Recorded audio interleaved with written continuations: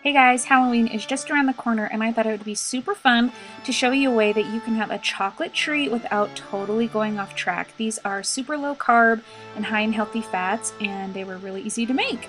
So what you're going to need is some bittersweet chocolate, the darker the better, and then you'll need some coconut oil and then some essential oils and then just whatever flavors you want. I had peppermint and wild orange, but I think cinnamon would also be really delicious.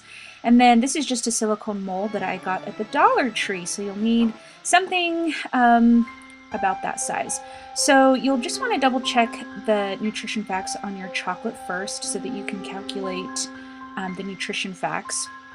And then you'll want to make the same amount of chocolate equal to the amount of coconut oil that you use.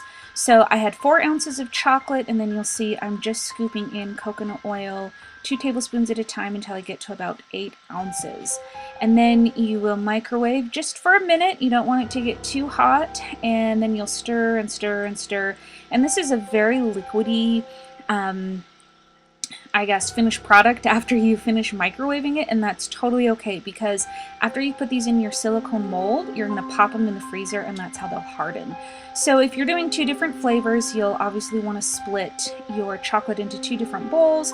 I added 5 drops of orange essential oil in the end, and after you add in your oil, you want to mix it around really good.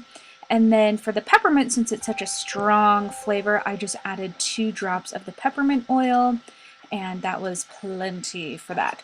So after you get your essential oils mixed into your chocolate, and you mix them in really well, then you'll start by adding 2 teaspoons to each of the molds. So that's why I like this really small mold, is because each of the chocolates is a really satisfying but a small serving size.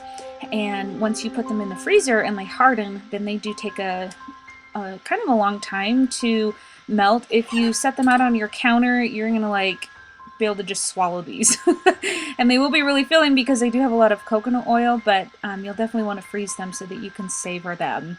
And I just thought that the skulls were so cute. I wish that the light was a little bit brighter so you could see them, but you'll see those a little bit later. So just keep in mind that if you let them sit out, they're going to start to melt just because there is so much coconut oil in these, so you'll want to keep them in the freezer. So just, do the same thing for all of them. I ended up making about 30 of these little skull chocolates, and the nutrition facts are about 50 calories per chocolate, and then about 1.8 carbs, a half a gram of fiber, and 5 grams of fat. So they're super high in that healthy fat, which will help you keep full, and because they're low carb, you don't have to worry about a blood sugar spike. So anyway, hope you enjoyed this video and hope that you have a really good happy Halloween.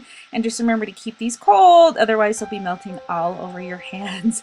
Thanks so much for watching. See you next time.